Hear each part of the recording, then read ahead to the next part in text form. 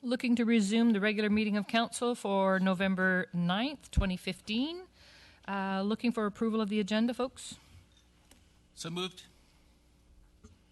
Second. All those in favor? Opposed? Motion carried. Public participation time. Folks, this is the opportunity where you get to come to the podium. The little red light is on. Please state your name and your address for the sake of the record keeping and for the folks at home who are watching us on our website. But it's your turn. If there's anything that anybody wants to make comment of, come to the podium. Don't jump up all at the same time, Mr. Sutherland. Okay. Hi, my name is Dennis Coons. I live at 3244 Wishart Road. And why I'm here is I want to challenge one of the bylaws. It seems that I am over my limit of chickens. And CRD has come to visit me several times, 2 at a time. And so I came down and I had the bylaw. They showed me the bylaw, and they also had a when you go out into the neighborhood, what's it called? Petition? A survey. But this, after checking the survey, it is so skewed to not what people wrote in there. It kind of just followed the lines of the CRD rather than the community. And so I've gone out and I've looked, and I have several other people that seem to have the same problem as myself.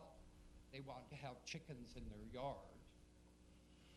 And I don't know what kind of rule you have driving around the neighborhood that you count chickens, but I think if they're clean and they're not bothering anybody, you know, 4 chickens does not supply very much of a household. And anyhow, in that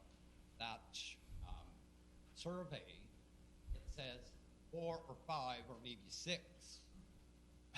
You know, so it was never really a clear thing to start out with. And I'm asking if I could do another survey myself and go to maybe 2 houses on each block and ask them, and I'll be honest, if they say no, they don't want it, then I will write down no, they didn't want it. And if they do, and therefore we should be able to read that again and see if we're a little bit more productive. In Fernwood, there is no limit. They have outside gardens everywhere, and they have a community of people that all work together, and I'm trying to start a community of working together in this situation too.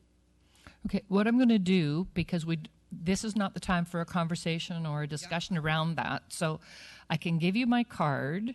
It has my... I wrote you a letter. I wrote all of you a letter, and I want to thank Mr. Morton for answering. He was the only one that answered me back, and he told me he didn't give a damn. So I want to vote for you because you were honest. Okay? So you already have a letter from myself. Sorry. You really. So I already have wrote you that. So if you check your emails in the last couple of months, in fact, I've sent 2. Yeah, there's about 400 a month in there, so... Well, it's in there, so I've already wrote that to you. Resend it to me, and with contact information, not just an email address, and then I'll give you a call. I will. Okay? Second thing that I have in all of this has come up, community garden. Now, the gentleman here sent me all the information of this community garden. Now, there was a society of community garden 2 years ago, and it has gone nowhere. So as what I'm asking council to do is if they would write that person a letter and ask them, because I have several other people that are interested in starting a community garden. But we cannot go over top of somebody that's already established. So if you could just write a letter to her. I have, well, it's from the office here, so they have all of that information. If you could write her a letter, and then please notify me if she does not want to, because I would like to go ahead and work on that. Let's as work a together on that. Absolutely. Thank you. Thank you.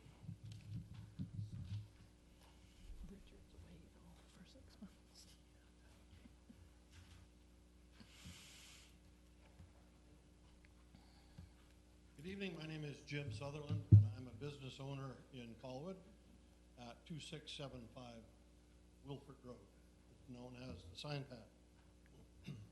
I'm here as the owner of a business, not as the owner of a sign business. And I say that particularly because some of the things I want to address about the signs, it's not going to mean life or death. I'm not trying to drum up business. So this is me as the business owner. Because I'm affected by some parts of this. Let me first start by saying I've had dealings with the sign, the people in charge of the sign bylaw. I have nothing but praise for them. They've been very helpful in the times that I've had to deal with them. We were very lightly affected by some action that was taken recently, and I'm understanding it's at the initiative of Councillor Null, which was to do with sign boards, sandwich boards, all around the area. In our area, which is down by Wishart, by Lee Valley Tools, and fronts basically in the area where Glenn Wansboro now has his new building, that's where we got involved a little bit. We have made signs for people. We're involved with the people in our building conglomerate, and it's raised some issues. I read a couple of letters that were posted on site. Unfortunately, I might have done that had I done it in time and not this afternoon and looked at it. And I've also been speaking with another business owner who's in somewhat of the same situation as we are. Particularly, I'm worried about notice boards, sandwich boards, and where they're allowed to be located. At one time, we took the opportunity, I must say, to take advantage of what we called the sandwich board farm, which is out there and basically opposite the 7-Eleven, knowing full well that they didn't belong there. They stayed there for a short time, and everybody in Colwood seemed to like that as the sandwich board farm. Great advertising. We were persuaded to move from there. It doesn't take much persuasion, I must say. In my opinion, people get asked and they move their signs. But what we have in our particular building is that we're on an inside court, shall we say. We don't have street access. And to actually fit within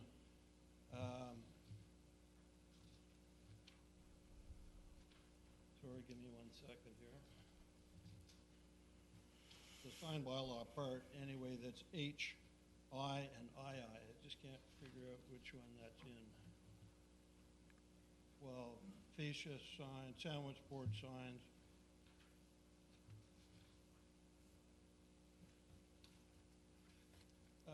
Sign District C, item or section 11. And it says, shall be placed entirely within 3 meters of the building wall. One of the questions that comes up is that we are in a building, but we're not on the side of the street, and there's actually a business between us and the side of the road. So clarification is needed there, because if it was, we had to have a facade on the side of the street, we don't qualify. If the answer is yes, you do qualify, then there's not really enough room to be within 3 meters, but can't be located within 20 feet of a street. That's the place where we have to put our sign. That's us. Although I'm not authorized to speak on behalf of him, I'll make a comment, and that is Orca Grill. Presents a whole another problem. If you're familiar with that, I'm sure you are because you've been to Wansboro's new Holiday Inn Express. There's no space between his building and the sidewalk. So there's an example of someone who can't possibly have a sign out there because there's no room. What I'm saying is that the sign bylaw is good, but needs some fixing in that particular area. In the last, I'm going to call it quasi-enforcement campaign, we had a sign out there that we were as close as possible that we could be to being legal, but still probably wasn't. So we moved it anyway. We're not in for a fight. There were others that we totally agree were in the wrong place. There were some people that were actually had them chained up to a traffic island up at the top of the hill. Well, traffic islands to me are for people, not for signs. And I don't even think those people, again, speaking out of turn, I don't think that they're worried about that either. They understood, they took their chances. But this little area here, the person who was actually advertising on there is in a worse situation than we are, because he's buried so far down that alley, he's almost in the parkade. So I don't have the answer, because I think there's too many things that must be addressed when it comes to that particular section. I would be willing to participate in some way or another, if required, to come up with an answer that would fit most places. Now, I understand, and I thank the council and for not doing. Apparently, enforcement will start tomorrow. I don't think there's a problem. The bylaw people won't even have to come down our street because there's no signs. But what's happening is that the people who have hidden businesses, or those like Orca, don't have an opportunity to put a sign out to benefit their business. And really, that's what signs are for. When I drive by Orca, I just look there by habit. I haven't even been to the restaurant yet, but one could easily miss the sign because there aren't any that come out perpendicular to the building. It's just a very well done sign on the facade of the building. So we need to have some changes in that area to signs. The other thing that appears to be, and I won't dwell on this one for long, is the electronic signs, the lighted signs. Rules seem to be,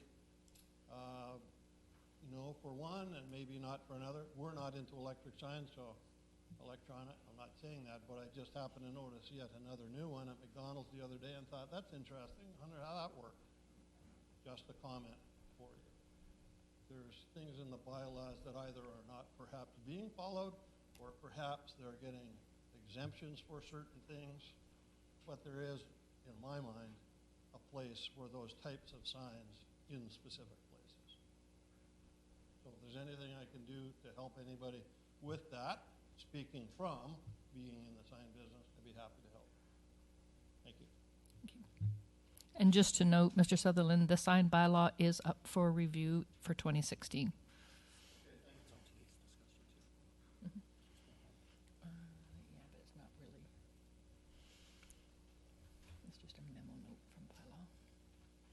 Hi there, Dustin Wright, 3274 Anchorage Avenue.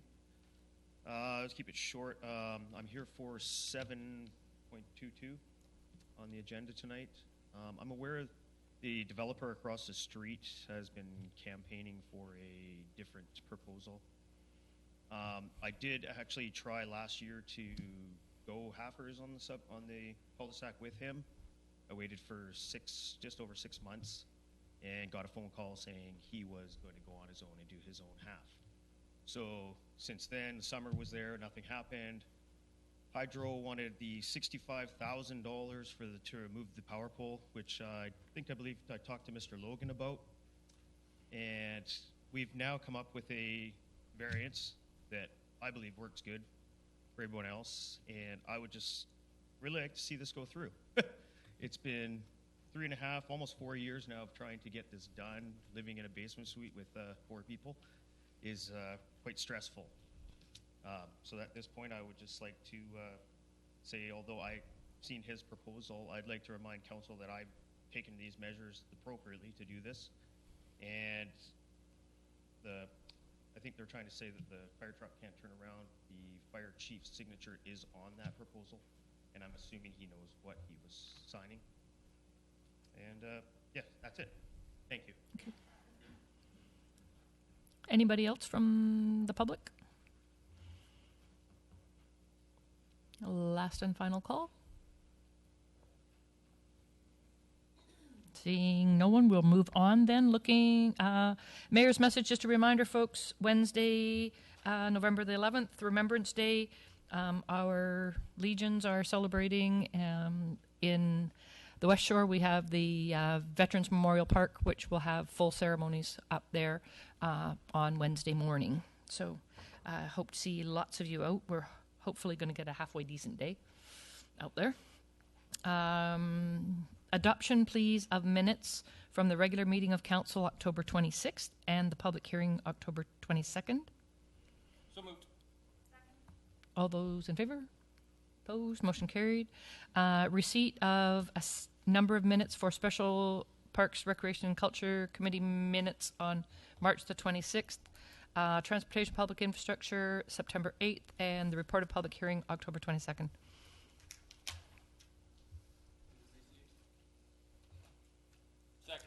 All those in favor? Opposed? Motion carried. And just a note, folks, Councillor Chong is away on a scheduled vacation. Correspondence requiring council direction. Councillor Logan, this is your item, 5.1. Thank you, Worship. As Council is aware, we were lucky enough to receive a presentation from the ONNI GROUP. The ONNI GROUP is actually the ones that have taken over the site at Colwood Corner. We got a brief idea on what they are proposing, and basically it was a bit of a reach out. This is who we are and what we do. After that meeting, I put out the idea to the CAO and to the Director of Planning about the idea of meeting with them, learning more about what ONNI is and what they do and the types of projects that they construct. And to that end, we had reached out to ONNI to let them know what we would like to do. ONNI GROUP representatives led by Dion Delassalle, who's the development manager for the Colwood Corner site, has offered to provide a tour of ONNI sites, including their Cedarbrooke Village mixed-use project in Port Moody. Cedarbrooke Village has many similar site characteristics to the former city centre site. The main goal of the tour is to identify features and amenities that work well at this comparable site and to develop a frame of reference for the renewed development of Colwood Corners by ONNI. The Director of Planning and I are also working on setting up a meeting later the same day with municipal representatives from the City of Port Moody to learn more from their experiences with the Cedarbrooke project. The Director of Planning, who is currently liaisoning with the ONNI GROUP, has agreed to accompany me on the trip, and together we will provide a full report and presentation of our findings, complete with photographs to a subsequent Planning and Land Use Committee meeting for the benefit of the rest of the committee and any other interested individuals. I do have a suggested recommendation, Your Worship, and that would be that Council authorize the expenditure of up to $350 in expenses to allow the Chair of the Planning and Land Use Committee to attend a tour of ONNI GROUP developments in the Lower Mainland, accompanying the Director of Planning with a full report on findings to the Planning and Land Use Committee to follow. Seconder, please. Discussion? Seeing none, called question. All those in favor?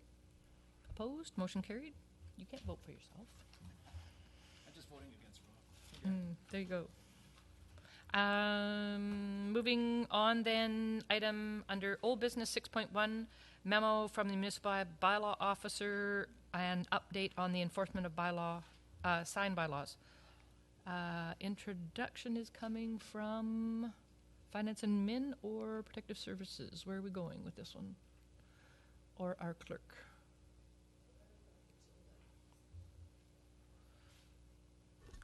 Your Worship, I can basically introduce the topic. You'll recall that there was some discussion a couple council meetings ago about the sign bylaw, specifically issues with respect to concerns related to sandwich board signs. And we briefed council in terms of what the current enforcement practice is, essentially on a complaint basis. And we did receive some instruction from council to enforce provisions of the bylaw, perhaps more stringently. And to that end, bylaw enforcement did proceed. On October the 21st, essentially, a business information notice was disseminated, essentially outlining the provisions of the bylaw with respect to sandwich boards in particular, and indicating in the information notice that the city does value the input of the business community and will be inviting involvement of the community in a complete review of the sign bylaw, which is scheduled for 2016. But in the meantime, we would request cooperation from the business community and others who are placing sandwich boards to comply with, to the fullest extent possible, the provisions of the sign bylaw. And we indicated that if there were concerns that individuals wish to express to council, that they do so by writing either council directly or myself. And on page 47 of the printed agenda, there is a short update from the Bylaw Enforcement Department in regards to the action that's been taken. And they also reference that the bylaw prohibition on banners such as that's depicted in the picture also received criticism from business operators. So anyone who wished to file some concerns were asked to do so by directing a letter to either my attention or to council's. And in the package there are two letters, one from Thermal King Glass and the other from Garden Works. And previously to that, we did have communication, which I believe was circulated to council in email form from Russ Ridley for the Pacific View development. So really, this is just for your information. Some of the letter writers may be in attendance. They were advised at the council meeting when this would be brought back forward. Thank you. Councillor Day. Thank you. I'm just curious. I know we are scheduled to review our sign bylaw in 2016, but is there an opportunity to gather information and bring that forward through a committee prior to then? I don't know which staff could best answer.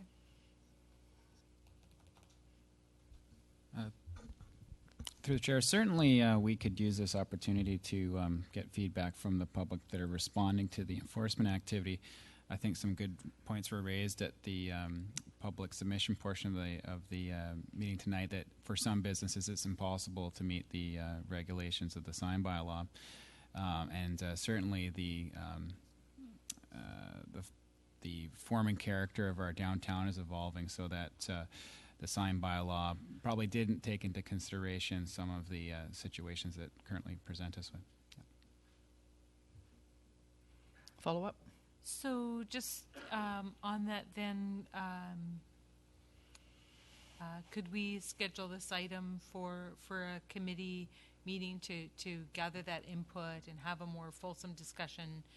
I mean, it's great to hear from the business community here, but it's a pretty one-sided conversation, where at the committee we would be able to have a better discussion and be able to bring forward some of the important points, maybe in a way that we can provide some interim guidelines to deal with this issue so that it's neither the free-for-all that it was before, nor the strictness necessarily of the bylaw as it exists, and isn't the waiting for the full rework of the sign bylaw to do that. Councillor Knoll. Thank you. I would support that wholeheartedly. I've been accused of this being my independent objective. It was not my independent action. It was brought up to me by residents that live in the neighborhood, especially down in the Lagoon area, where one business had 8 sandwich board signs, none of which were adjacent to their business. Councillor Day has referred to it as a free-for-all, and that's what it was turning into, and that is what the residents expressed concern about. It was not about single signs in front of businesses or on boulevards, so long as they didn't interfere with traffic, vision, or pedestrian access. So the concern that were expressed to me was about the multiplication of signs, where I think one business had 8, another had 6 or 7, and another had 5 or 6. So it's a little bit beyond the one sign per business that the bylaw originally entailed. Staff were under instructions not to enforce the bylaw at all, which resulted in the current situation. There are also other parts of that bylaw I would love to see reviewed. The electronic sign is part of it. There are also provisions for abandoned signs and removal of them. If council remembers, the Silkwinds sign was up there for about 5 years after the company went bankrupt. Capital City is still up there, and they're no longer in charge of that project. So those, to my mind, would be abandoned signs, and if it's not a business, it's an eyesore. So I would welcome early review of the bylaw, and certainly I would be happy to give bylaw instructions to enforce the single sign per business, but not be quite so adamant about it being within so many meters of the front of the business. That would be a good one to bring back to committee. I look forward to hopefully that happening. Councillor Logan.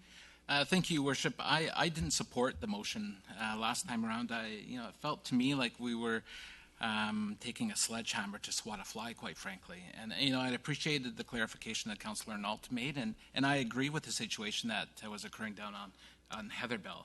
And I think that's the extreme, and that's where perhaps municipal enforcement should use their discretion in dealing with situations like that, but not go and hound businesses with a single sandwich board, for no good reason. And I mean, quite frankly, they weren't offensive to me. Election signs were more offensive to me, quite frankly.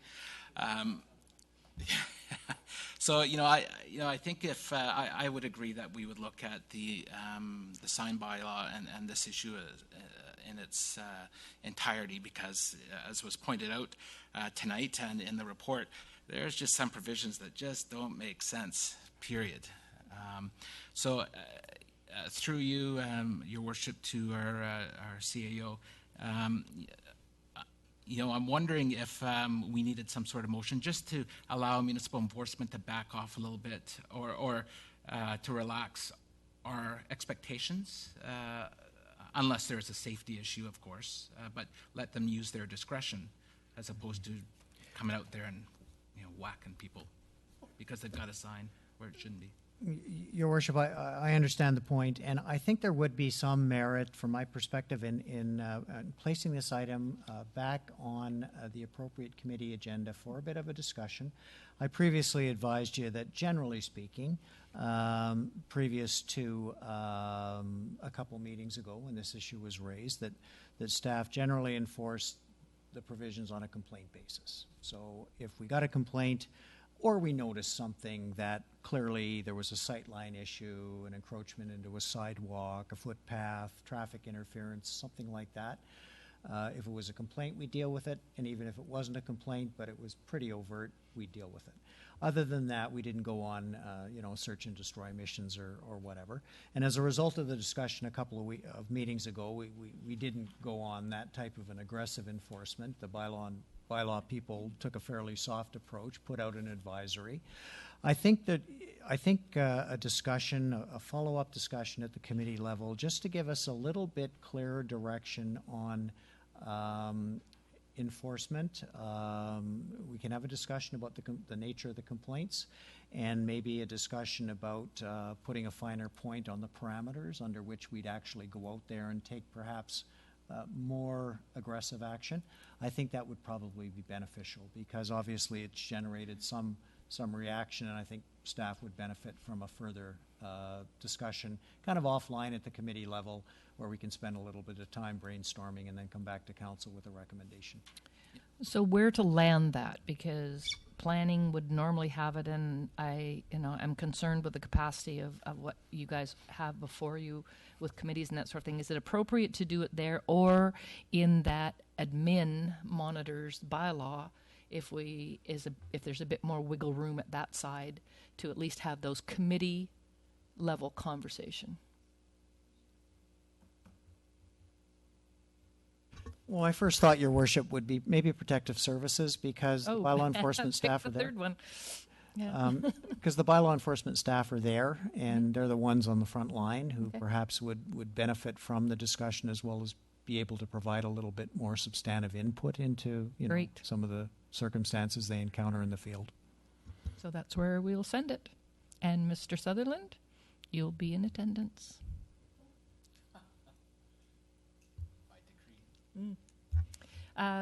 So do we need a motion then for that to land back be sent to committee? And who's going to take care of Move that? that we refer it to the Protective Services Committee. All those in favor? Opposed? Motion carried. Thank you. Moving on then to 6.2 and report on the request from Vancouver Island Building Trades for asbestos awareness and registries. Your Worship, I'll just provide some follow-up comment. This letter was on the agenda. It was addressed to you, and it was actually copied to all mayors and councils, probably in the province, and you asked that we put it on an agenda. It's a copy of a letter, basically, addressed to the former Prime Minister from the Vancouver Island Building Trades Council, outlining a number of proposed actions. Council received the letter, and you referred it back to staff for us to take a look at it and provide any commentary. We asked the occupational health and safety staff rep to take a quick look at that, and Linda has provided her comments essentially. And I'm not entirely sure that any further action is required, quite honestly, on this. Because she has advised that WorkSafe BC Reg already requires every employer, owner, builder, agent, or property manager to comply with the appropriate regulation, hazardous materials in the workplace. And employers, municipalities are required to ensure hazardous materials are identified and removed prior to performing or contracting any work in which hazardous materials, including asbestos, may be distributed. And the Vancouver Island Buildings Trades is asking for all government levels to comply, but please note that provincial and municipal governments are within WorkSafe BC authority. The federal government is not within WorkSafe BC authority. So Linda's point is that the Vancouver Island Building Trades is proposing what's already essentially a WorkSafe BC requirement. And given that the letter is addressed to the Prime Minister asking for the federal government to undertake a number of actions, I'd recommend this correspondence be received and filed. So moved. Second. Councillor Day? Thank you. The only thing that's left open over which we don't have direct control is those federal buildings that could potentially have asbestos in them. So one option would be to, to support the Vancouver Island Building Trades by also writing to the Office of the Prime Minister to request that those buildings, and there are many in the Greater Victoria area where our residents may work or be involved through building trades, who are not under WorkSafe BC. Certainly, Your Worship, that's a viable option. Mm-hmm. Could I move that we write a letter of support to the Office of the Prime Minister? Second. Any further discussion on that? All those in favor? Opposed? Motion carried. And on the original motion, all those in favor? Opposed? Motion carried. Moving then to new business, Planning and Land Use Committee report from our planner, quarterly development update. You are busy. Thank you, Your Worship. Given the high level of planning and development activity at the city of late, staff feel it is prudent to provide the status report you see before you to share information with council and the public about both new and in-progress development applications. We've also highlighted on-site activity on a development-by-development basis, although it's brief, so please ask questions if you feel necessary. I would also like to present this update as the first of a quarterly series that the Planning Department would prepare for Council, and we certainly welcome any feedback on this initial effort. And I'd like to conclude with a big thank you to our planner, Carrie Trace, for doing the lion's share of work to prepare the report. Thank you. Councillor Day? Thank you. I just want to say thank you for the report. It's easy to read, has good graphics, and it makes it easy to understand what's on the go. Councillor Martin? Thank you. To our planner, or through the chair, looking at the application summary, 2015, are you there? New quarter 3, are those complete or are those new? The 14 number? Yeah. Those are not meant to represent complete applications, but applications made in quarter 3. So, okay, then total active to date, are any of those complete?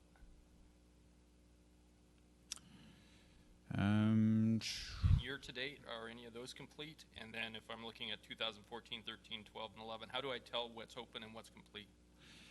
That's a good bit of input. We could certainly include a column to indicate which are complete or which are still active. I can say that going back all the way to 2011, there's probably some rezonings that are still active. Depending on the type of applications, the timelines, of course, vary greatly.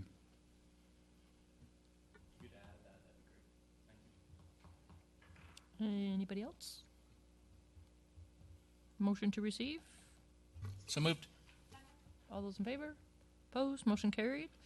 Boarding 7.1.2, boarding school rezoning text amendment. Again. Thank you, Madam Mayor. The memorandum before you addresses the timing for the submission of a traffic study in relation to a zoning text amendment to add boarding school to the list of permitted uses in the C2 zone at the properties located at 1939 and 1945 Souk Road.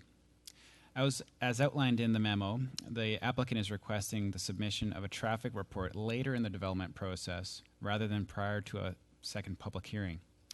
As proposed, submission of the traffic study prior to the issuance of a development permit would be guaranteed in the registration of a covenant. So the applicant is essentially asking that council make the requirement for the traffic study prior to development permit as opposed to prior to completion of the zoning process. Staff have reviewed the applicant's request with the municipal solicitor and determined that the timing of the submission of the traffic report may be revised without causing any procedural problems relating to the rezoning. Therefore, council may wish to consider the applicant's request to defer the traffic study submission and when the zoning is complete, or if the zoning is completed and prior to the issuance of a development permit, be registered as a Section 219 covenant requirement prior to fourth reading.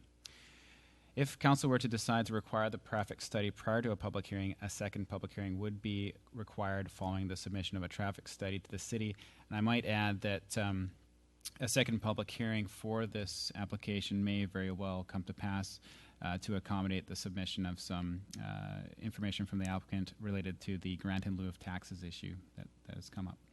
Thank you.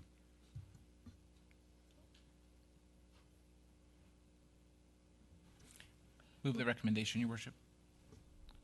Second. Discussion, council? Councillor Day? Thank you. I had a bit of discussion over this because I was with staff earlier, just because I was concerned that the decision could be greatly impacted by what a traffic study might tell us is required. But upon having had those discussions with staff and the prospect of there being a new public hearing for new information on the financial information, I think that provides a pretty clear understanding that if there is substantially new information, the public would get another opportunity to make their views known. So I will be supporting the motion. Thank you. Councillor Nault? Thank you, Madam Mayor. I too was questioning the timing of this, but I think the time for a traffic study is before the rezoning takes place. Having said that, this unit is already zoned for a higher use than is currently being applied for, and it seems like we're putting the closing the barn door after the horses are gone. So I will support that. I look forward to seeing this coming back to a public hearing again if more information is forthcoming. But I think the traffic study at this point is moot, given that they could already build a plaza and a mall there. Anyone else? Called question. All those in favor? Opposed? Motion carried. Transportation and Public Infrastructure 7.2.1 Lookout Brook Dam Study. Gotta be careful how you say that one. Councillor Knoll? Thank you, Madam Mayor. Committee reviewed a report on Lookout Dam. Basically, the report was what the composition of the dam was and predictions of what failure modes would be should it be overtopped. And rather frightening, the report basically said that should the dam be overtopped, it would fail within 6 minutes, dumping the entire quantity of that reservoir down the spillway, which would in turn flood a number of homes in Langford. Staff had already taken some improvements to the spillway to try to improve that. Committee was also questioning how you would warn people that this was going to happen, given the time frame, how you would pump it out, should it be ready to overtop, and conclusion was, as staff recommended, that further study was needed, and my feeling on that is further study would be needed too for the seismic stability of this structure. So it was moved and recommended by committee, and I will so move that staff be instructed to bring forward for discussion in the 2016 to 2020 budget process an amount of $13,000 for a dam stability analysis and a review of the downstream consequence classification rating as recommended by Golder in their report of 2014-2015 and by Levelton in the dam safety review of 2012. Discussion, council? Question, all those in favor? Opposed? Motion carried. Second motion, and I would so move, that staff add an emergency preparedness plan to be included in the budget process. That's specifically for the dam failure. Discussion? Councillor Day? Just a question on that. Was there an amount that was to be included in the budget process? I don't believe we had a dollar amount on the emergency preparedness plan, no. Okay. So I guess, will we be getting further information on that? Thank you, Chair. Yes, that'll be coming forward in the budget process as to the amount of money that will be required for that. And the final motion, oh, sorry, we haven't voted on that one. Yeah. You're good on that one? The call question then, all those in favor? Opposed? Motion carried. Third one, And the final motion is that staff investigate the cost of insurance and that information be included in the budget process. I think the concern was whether potential damages would be covered by our municipal liability. Discussion again. Question, all those in favor? Opposed? Motion carried. Item 7.2.2, the 3274 Anchorage Avenue frontage improvements. Thank you. Committee reviewed a report from staff on the frontage improvements required in front of 3474 Anchorage Avenue, and we heard the proponent of that development talk earlier. He's been waiting a long time for this. Part of what the city was asking would be a full cul-de-sac, which would require moving of a hydropole at a cost of $65,000. Seems rather a large sum for that. We reviewed the city proposal. An alternative proposal was a hammerhead intersection, and a third proposal was offered by the developer on the other side of Anchorage. Committee wanted to go ahead with the hammerhead, and that was their recommendation to council. Staff has told me that they have further information and would like to have this referred back to council at our next meeting for further review. Personally, I really think the proponent has waited long enough for this, so I would be quite happy to move we go ahead with this, and if we get a better plan sometime later at the other developer's expense, then we can review that. So I'm going to move the recommendation as in your minutes. It's a rather long one, so I'll just move it as printed. Second. Discussion? Councillor Day? Thank you. I'd like to hear comments from staff because I was not able to attend the meeting, and I did carefully read through the minutes from the meeting, but I'm not sure that I completely grasp all of the possible scenarios there in terms of how many developers there are who may wish to do something in the same location. Thank you. Through the chair, there are only two developers right across the street from each other. One is proposing a cul-de-sac, and the other is proposing a hammerhead based on, as you said, as Councillor Nault said, the extreme cost of the $65,000 to move the hydro pole. Due to the late submission by the developer across the street who suggested the cul-de-sac, we thought it might be prudent to possibly delay this until the next council meeting, which would be 2 weeks, in order to attempt to get both of them together to come to some sort of an agreement on this. I'll just leave that with you. Thank you. Then I personally, I would like to see us take a couple of weeks to be sure that there isn't perhaps a better solution with more funding partners available, provided that that's only 2 weeks. I'm not wanting to hold up the process inordinately, but I really would like to see neighbors come together, because it will be the neighbors who live with the results. And I also had tried to track down staff in this regard last week, and they're not back until the end of this week, so it complicates things, as you and I have discussed already. So I'm leaving it with that. We have a motion on the floor now, so if there's any other conversation or discussion on that. Councillor Logan? Oh, were you poking? Thank you. I understand exactly what Councillor Day's saying. Personally, I would actually prefer a cul-de-sac. However, the one person is here, and they have already expressed that they've already been in negotiations, or they've tried to in the past, and it doesn't seem like things were moving forward, and in their frustration, they've just gone ahead and tried to do the hammerhead. So I'm going to be supporting us moving this project forward, and then, as Councillor Nault has said, that perhaps, you know, they can always come back and change their mind after the fact. I don't think you're going to build the hammerhead in the next 2 weeks, are you? So I'll just be doing that. So. Councillor Logan? No, he stole my thunder.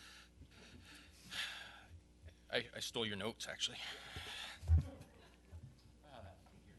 Just like in school. Yep. Anybody else? Call the question then. All those in favor? Opposed? And so that was 4 on and 2 off. It goes through.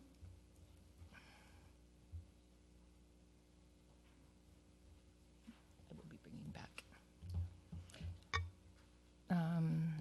7.2.3, request for removal of 3 city trees on Farview Road. Thank you, Madam Mayor. The committee reviewed a request by a resident to have some trees removed from Fairview Road. Now, normally, I am totally against removing municipal trees. In this case, the trees have been trimmed multiple times by hydro. They're totally lopsided. They're totally unviable to last very long. I suspect in a heavy snowstorm, they will be shedding limbs at a great rate. So I'm quite prepared to see them removed. The recommendation was that the city, and I will so move, that the city pays for the removal of the 3 city trees on Fairview Road at 3440 Machosen Road when budgetary restrictions allow, or the resident will be given the option of removing the trees at their own expense. A formal letter should be written to BC Hydro pointing out that pruning trees that are going to be approaching hydro lines only with the intention of having them avoid hydro lines can sometimes create a weakness in the trees, which could lead to public loss, damage, or liability. And when they are pruning trees to protect their lines, could they prune the tree for the life of the tree? So that was the recommendation, and I will so move. A seconder, please. Second. Questions, comments? Councillor Day? Thank you. I have a question for staff. Basically, these trees are located under BC Hydro wires, and therefore, through the years, they've been continuously pruned by Hydro.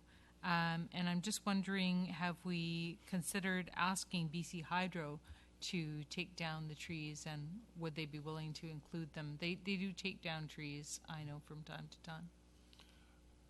Through the chair to Councillor Day, we did contact BC Hydro, or actually I left a message with BC Hydro. They didn't get back to me on time on that one.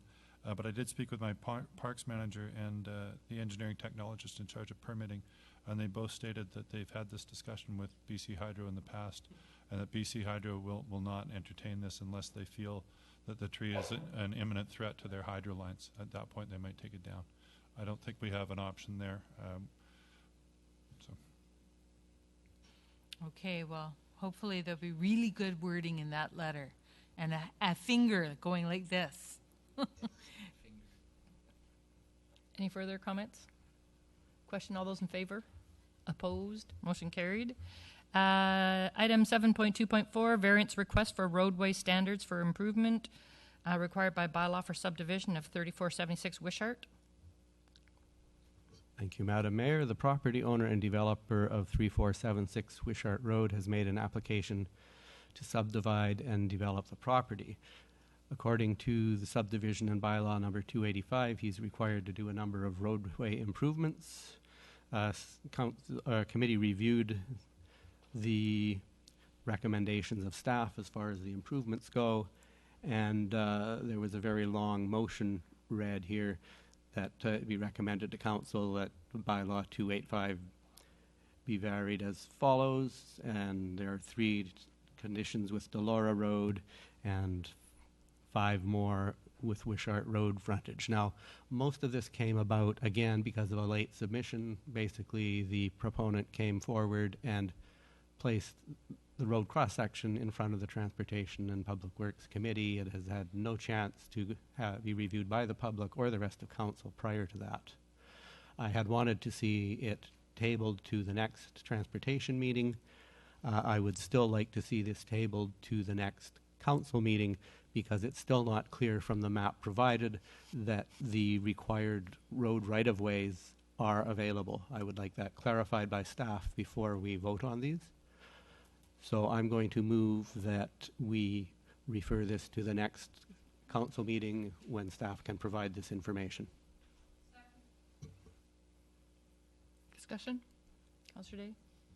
Thank you. I did try to, again, this was a meeting I wasn't able to get to, but I did try to read those drawings online, both through our iPad program and also through the website, and I simply was not able to ascertain from looking at the drawings either through the, I don't know if there's a problem with my ability to read the drawings or the quality of the transmission of the drawings, but I couldn't make sense of them, nor could other members of the public who spoke to me about that issue.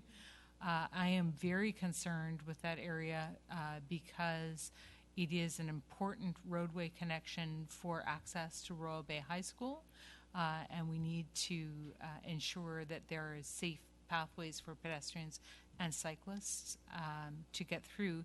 And to my eye, looking at the works, at least on Wishart Road, they do not appear sufficient. And I could be wrong, but I would like staff to be able to give us full direction.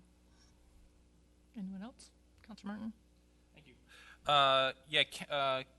Councillor Knoll was, and I understand his concerns, and the committee did express, the fact that the public didn't have an opportunity to see plans ahead of time. However, there really wasn't any public at the last meeting, so I mean, it wasn't like public was sitting there going, hey, I didn't have a chance to see this. And really it came down to, at least the way I interpret it, and staff can correct me if I'm wrong, the way I interpreted it was basically there's one part of the sidewalk that needs to vary from 2 meters down to 1.5 meters because of a rock wall, and that's all we were dealing with, really. And our director of engineering basically was very supportive of that because he says it actually makes it a far more attractive plan when a sidewalk has a tendency to break and have variness in it. And so the committee had actually seen that this was probably something that was a good thing versus anything that was negative. So I won't actually be supporting tabling it, and after that vote, I don't know if it, oh yeah, it has been seconded. If that vote fails, I will be moving the motion. Councillor Logan. Thank you, Your Worship. Well, perhaps we can get the answer tonight instead of waiting 2 weeks. Is staff satisfied that the works that are presented in the motion will fit within the right-of-way as envisioned on the plan? Through the chair, I'm satisfied that that we'll have a safe condition out there. And there's a subtlety to this that I think is important. Although the sidewalk does vary down to 1.5 meters, it does it for a very short section, a few meters. And next to that sidewalk, it's not like the roadway is right there. There's a 1.8 meter bike lane, and there's a 0.7 meter buffer. So effectively, if someone, for whatever reason, was to fall off the sidewalk, there's 2.5 meters before you're in the wheel path of a car on an inside curve. So the car is likely to be even off that line as well. So. Thank you. Councillor Knoll. If I may, my concern is not with the variance on the sidewalk. My concern was that the committee was told that this road would be entirely built to the Transportation Master Plan standards. And after more careful examination of the map and Google Earth and CRD website, to my mind, there is not sufficient right-of-way available to provide the pavement, the sidewalk, the road, and the bike lanes, and the required boulevards in the Transportation Master Plan. My concern is entirely with boulevards and not with the sidewalk, or the rest of it is fine as far as I'm concerned, but I would like to have assurances of what kind of boulevards we can get out of this before we approve it.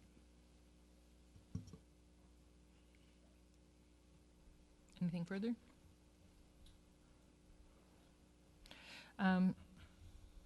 Is there any necessity for curb cuts and stuff like that in this stretch, and have they been identified?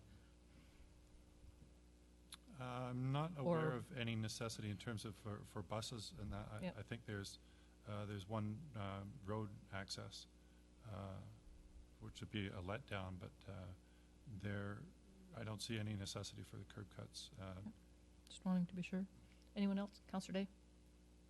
Thank you. This is the area where on the other side of the road the sidewalk was put in with no curb letdowns, and that is really problematic for anybody with a mobility issue, as is the narrowing of the sidewalk. I mean, dependent on what's beside you, but narrowing of the sidewalk for people with wheelchairs, scooters, any of those things.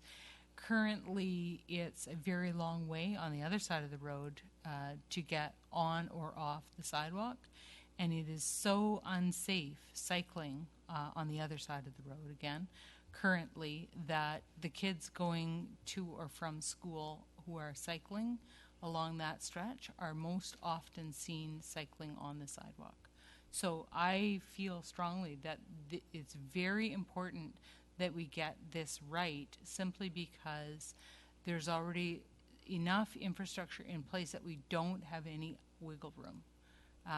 So that is my concern with getting it right.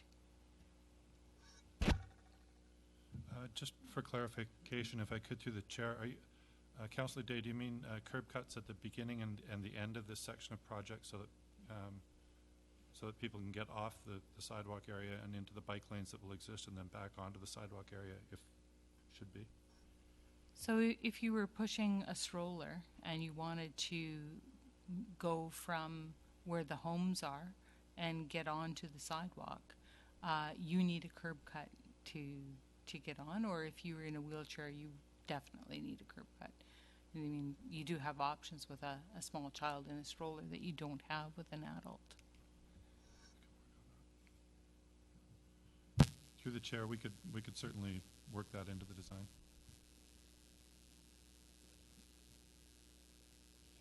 Do we need to add that in words? I don't think so.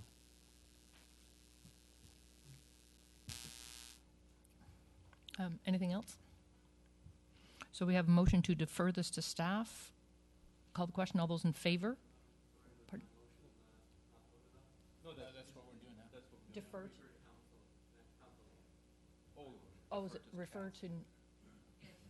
Oh, okay, but to give staff the opportunity to clarify everything.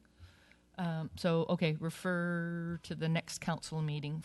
All those in favor? Opposed? 3 and 3. That vote failed. So now what? Move. So refer to staff failed. Well, I can make the motion, but that will probably fail as well. So I'll move the motion as written. Second. All those in favor? It's going to stay the same. Unfortunately, folks, we're on a stalemate of 6 members of council. So what can we agree to here, folks? But is there somebody willing to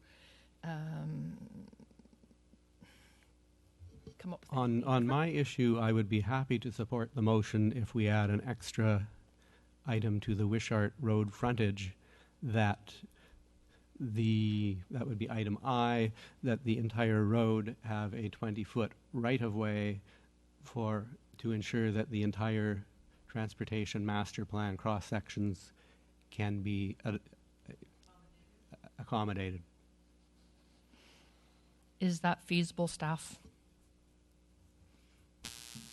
Like, here's where we... I'm not entirely sure. Yeah, and that's I where think we we're down to need... 18 meters. Yeah, that's where we need to have staff have these questions before them and be able to come back with something. Well, my concern is I'm not interested in having it referred to the next committee in the sense that I'm not here next committee. So I'm not planning on supporting anything that refers it to the next committee because I want to move this along.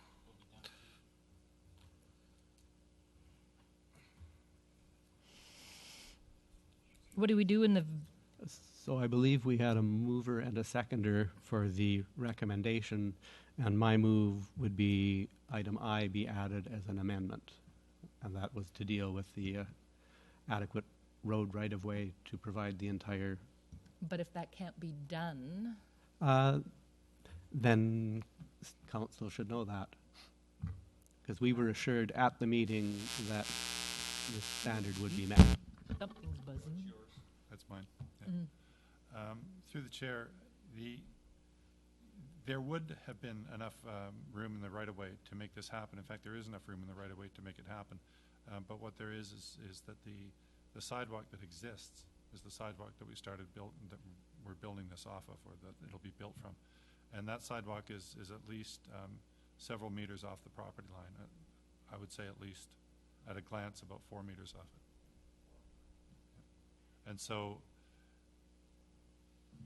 it's an interesting conundrum in that if this was a brand new road, we would probably build it and take a little from each side. But now what we're asking is that more be taken from this developer's side to make that happen. That's Councillor. Yeah, and the issue with that too is we have to remember there's sidewalks already built on the other side, and there's also a stone wall that's already built on the property as well. So what we end up doing is that there's no way that you can actually get the 20 meters in there unless you remove either the sidewalk or the stone wall. Is that correct or incorrect? It would be correct that we'd have to move the sidewalk or move the stone wall, move the existing sidewalk remove the stone wall.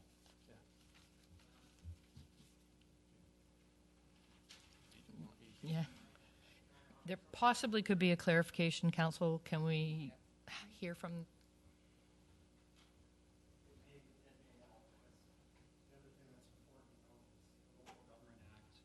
Requires the frontage improvements for the half of the right-of-way. So this developer can only do what's within his half of the right-of-way.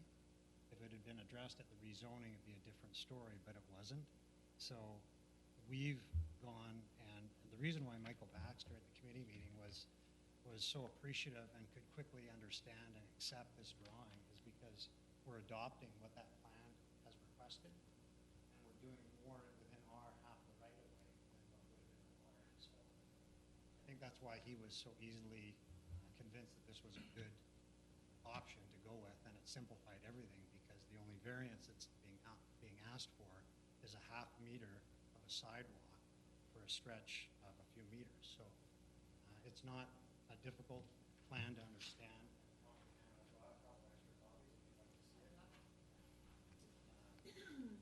So I think the developer's gone over and above what he required to do under the act, which is his half of the right-of-way.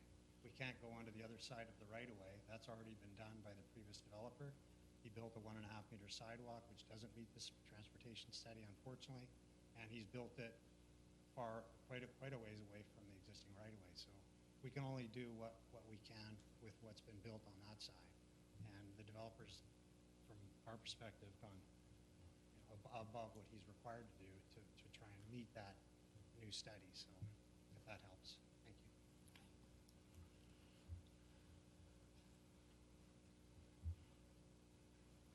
So we have the issues of curb cuts being able to be worked out within what's before us in here. Yes, we do. Through the chair, we do. There's another alternative that we have here is if we evaluate the situation and say that perhaps it's more important to take the sidewalk to 1.7, we could vary within the rest of what's being constructed there, take the buffers down to 0.6 meters. We're picking up 0.1 meter off each of the buffers, and we could add that to the sidewalk, and I think that would be a reasonable thing to do. The entire sidewalk would shift a little bit closer. So there are ways that we can balance this out, taking direction from council.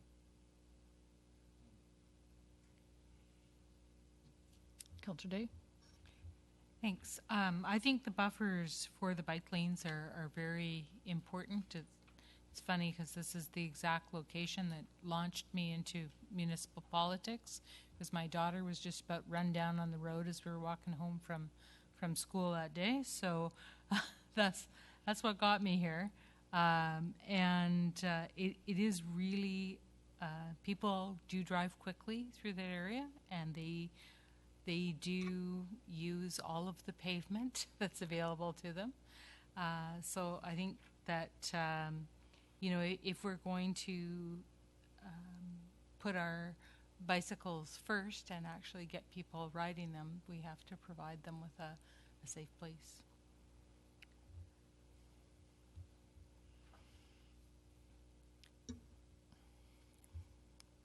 Have you got, so, you're thinking.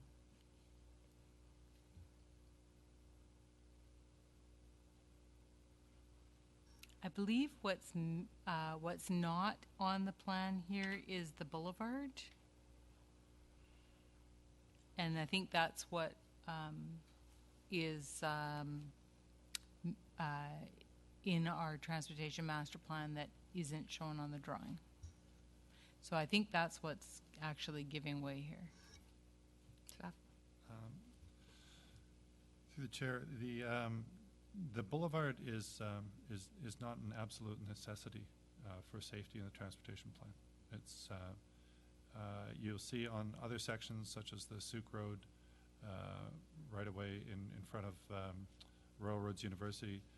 We're in a situation there where everything we need to fit in means there is no boulevard.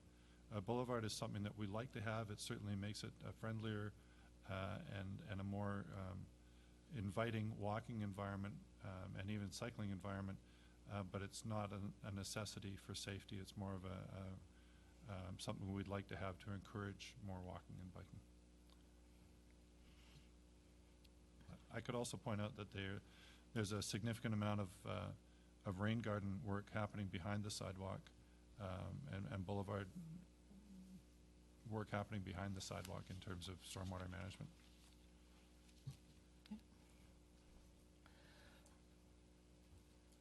Thank you, Worship. Just to give me some perspective, Emmett, in terms of timing, because although this meets most of the objectives of the Transportation Master Plan, with the exception of 1.5 feet or a few meters, but this application actually was submitted with some drawings prior to adoption of the Transportation Master Plan, right? Am I correct in thinking? I'm just trying to rationalize the timing and how.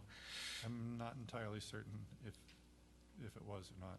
There's a lot of things that have been back and forth. Certainly the latest drawing wasn't submitted before the Transportation Plan.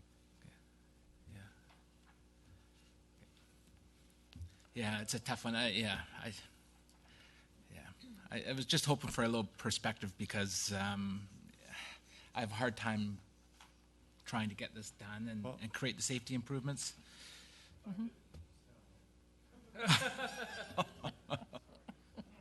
Wow. If I could say through the chair that we're also looking at another one on Latoya Road where there's a knob of rock that council's wanted to preserve, as I understand. And in that case, you're going to see another slight variance come forward literally down the road. And so it's not unusual for there to be small places where we can't get everything that we want out of this.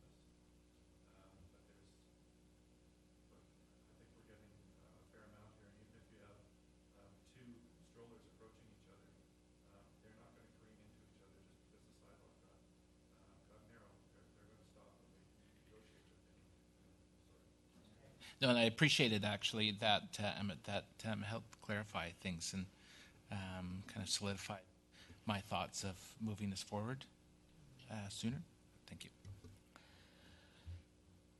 Your Worship, the only comment I would add, I was at the committee meeting. I can't, I'm not in a position to speak to the technical details of this. I'm involved in another aspect of this file, as the applicant well knows. But with respect to this particular component, I was sitting with Mr. Baxter, and notwithstanding that this sketch diagram was presented as a late item, I can assure you that I did speak to Mr. Baxter directly, and I know that he is, I will speak for him, that he is satisfied that this achieves the preponderance of the main objectives that we're trying to achieve here, and he feels it's a reasonable compromise under the circumstances. Okay, so we have on the floor a proposed an addition to the recommendation. I suppose we should take that as a first step. Sorry, can you remind me what the addition is? Sorry, my head's full. It was the 18 or 20 meter. Councillor Knoll. I believe staff has that written down already. It didn't get seconded, so No. Okay, so it's not a motion then if it hasn't been seconded. no. But you had proposed something on there. If there's an appetite for a seconder, we have to. There, just for information, since we're talking about the exact width, and I'm just looking at the drawing here, which is measuring from the edge of the inside edge, if you will, of the existing sidewalk to the inside edge of the proposed new sidewalk that would be 2 meters wide. That appears to be, oh, no, now I can't add it. I thought it was already added on the paper. Just a minute, I have to get my calculator. I'll tell you in 2 seconds what it actually is. I believe the cross section is 15 meters, more or less. That means there's 5 meters of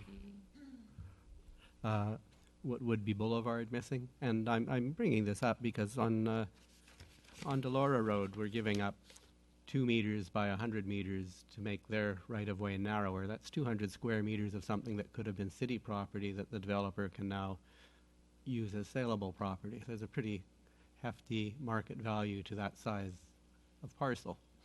If we're doing the same thing on this road, I want to know how many hundreds of square meters we're going to be giving up to rock walls and other works.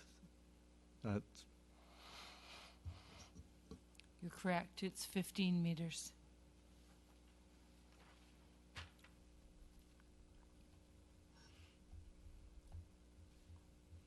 Anyway, So it's not that we're accepting 18 meters instead of 20 meters. It's that we're accepting 15 meters instead of 20 meters. We have lost a full 5 meters of road width here.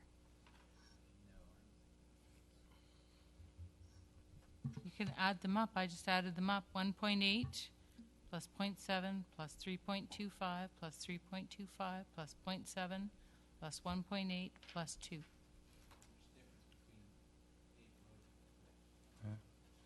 Well, that's including the sidewalks, the bike lanes, the buffer, and the travel lanes is 15 meters. yeah. Through the chair, there's that's not accounting for the fact that there's at least would appear to be at least 3 meters and possibly 4 meters, or maybe a little more of road right of way on the I believe that is the east side of Wishart Road, the already developed side of Wishart Road, between the sidewalk, the back of sidewalk, and the property line. So that is still our road right of way. It's just that unfortunately that sidewalk was constructed farther in already. So in the actual, from the back of the sidewalk to the back of the sidewalk, I've got 15.15 meters. From curb face to curb face, I've got what looks like 11 meters of asphalt, which we are slicing up the way we wish into 2 vehicle lanes of 3.25 each, 2 bike lanes of 1.8 each, and 2 buffers of 0.7 each. We could, as a suggestion to possibly move this forward, if we want to save the buffer, we can certainly save the buffer. We can make the bike lane 1.6 meters or 1.7 meters itself. The bike lanes, most standard bike lanes in the downtown core, the older version certainly, and elsewhere are 1.5 meters. The narrowest you can do by code or by the Transportation Association of Canada is 1.2 meters. So the fact that we're going 1.8 meters is fairly generous, and it's absolutely what we would love to be able to do. It doesn't cause us a great deal of concern to vary that down to 1.7 or 1.65 if we need to get that sidewalk up to 2 meters for the full length. Okay. So there's no motion from Councillor Nault on the floor because it was not seconded. So we're back to the last motion, or the recommendation that's before us, with the discussion point made about curb cuts and making sure that things fit in there. Are we willing to go with that? Any further comments? Will those changes be added to the actual motion? I think staff will take it as direction to work with the developer. Take that as direction, or you could, if you wished, you could make the motion that the sidewalk will be 2.0 meters for the entire length of the sidewalk, and we will vary the bike lanes or buffers as staff see fit to make it work. Go ahead. I'd be willing to make that motion, Your Worship, with the changes that the Deputy Director has outlined. I'd be willing to second it. Any further discussion? Councillor Martin? Thank you.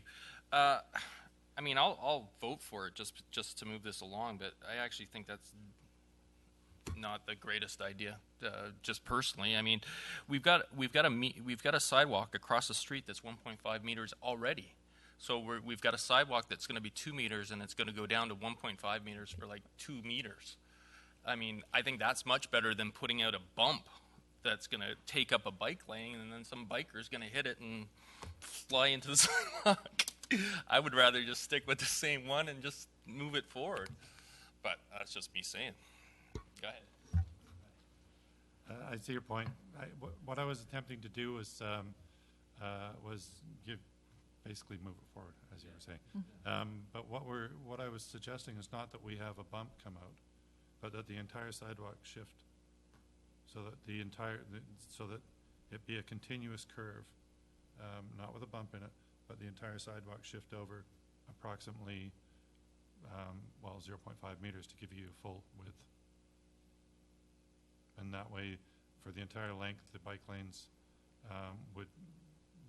or a combination of bike lanes and buffers would be reduced somewhat to make that work. Okay, Councillor Day. Thank you. I think the big difference between the sidewalk here and the sidewalk on the other side of the road is the proximity of a rock wall, a very large and imposing rock wall, and it makes a difference when you're walking beside a rock wall as opposed to walking in what's a fairly open area. So I actually agree with Councillor Martin that it's really important to not put any impediments in the way of cyclists on a curve, coming up a hill with traffic.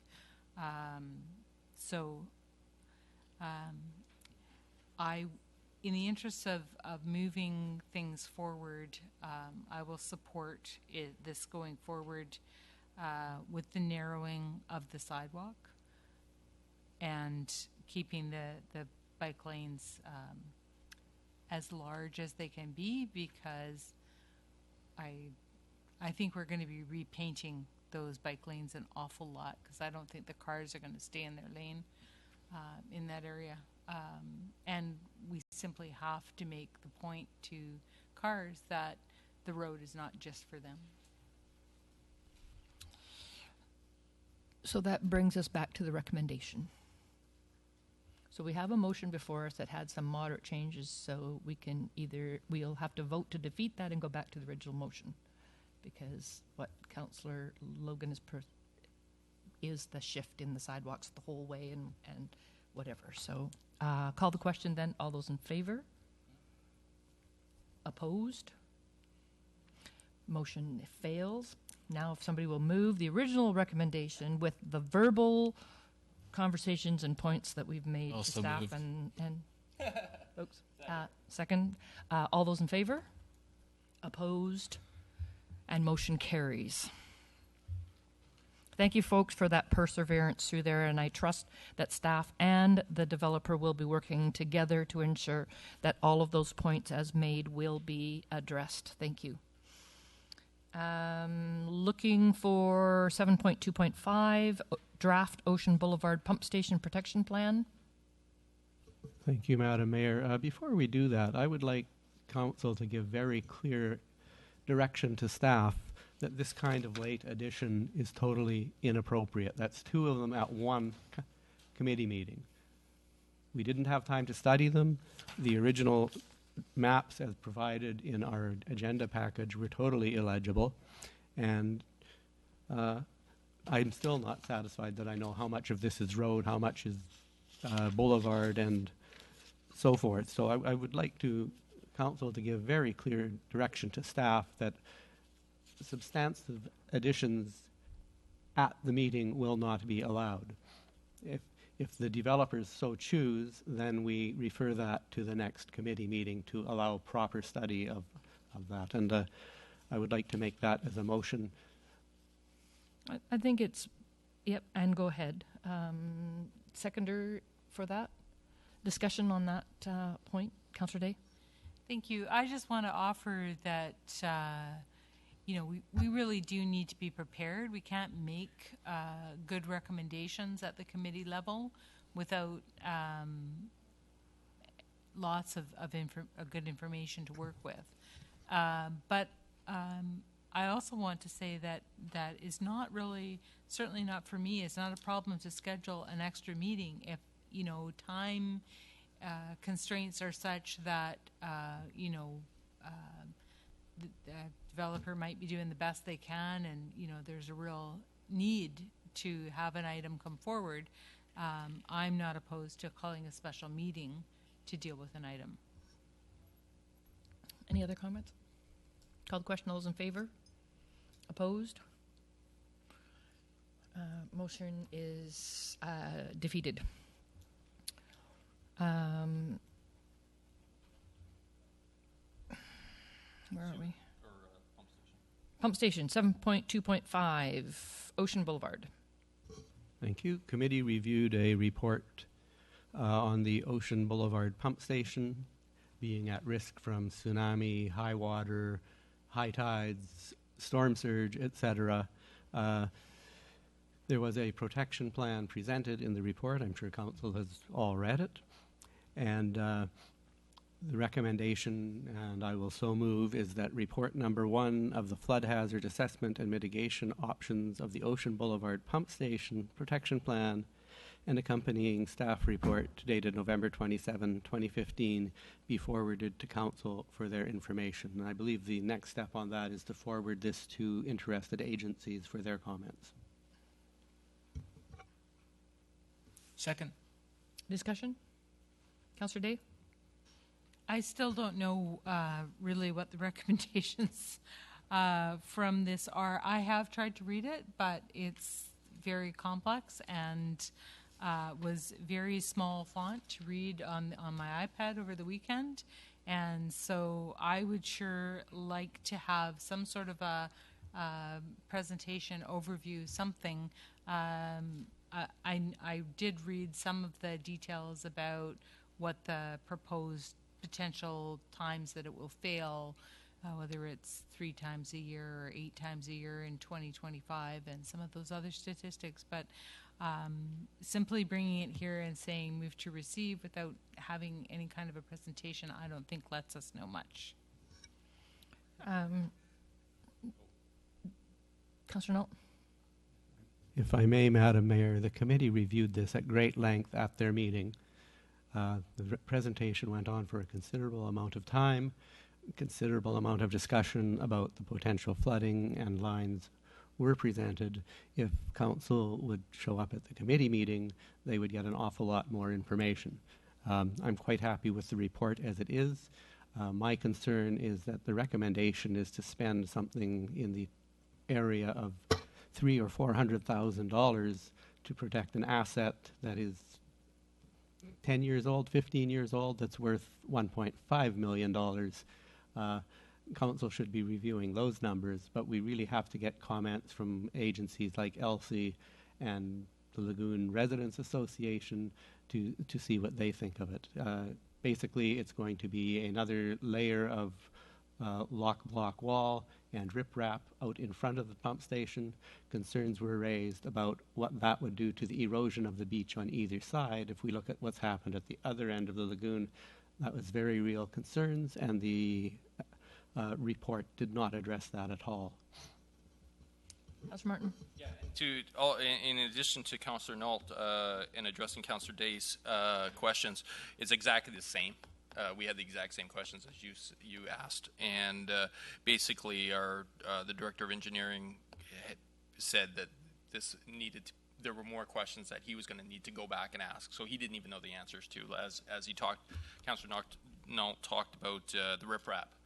You know, is that going to erode the road? And Michael was like, I don't know, and we need to go back to the consultants and discuss it. So really, this was sort of first step. Here, read it. Doesn't make any sense. Michael's gonna ask more questions and move on. So it wasn't just you.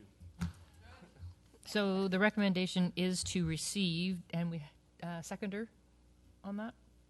Second. Any further conversation, discussion? Call the question. All those in favor? Opposed? Motion carries.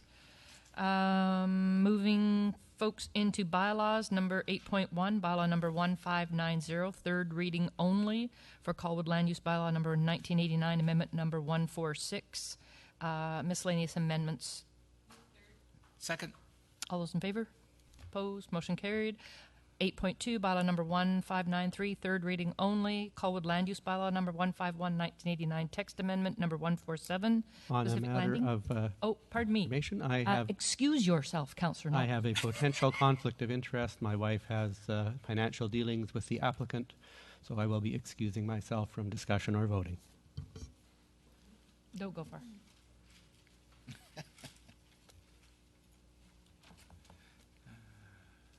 Move third reading. Second. All those in favor? Opposed? Motion carried. Come back. Move adjournment. Seconder, please. Second. All those in favor? Opposed? Motion carried.